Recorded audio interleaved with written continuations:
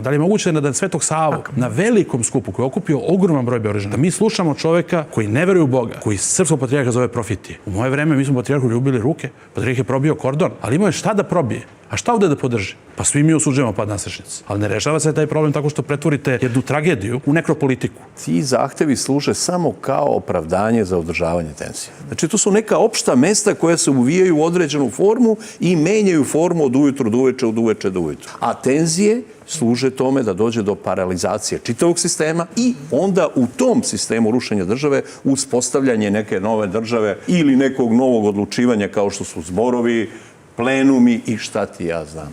Ono što treba da znaju opozicionari, to što nema milion SNS-ovaca na ulici, ne znači da ih neće biti na izborima. To što ti ljudi su stariji pa neće da se tuku i da idu na ulicu, to ne znači da oni neće izaći na izbore. Jedini način da se dođe na vlast su izbori. To je jedini legalni, legitimni način. Ulica, to nije. Ko će da ih legitimiše? Međunarodna zajednica neće u ovim uslovima.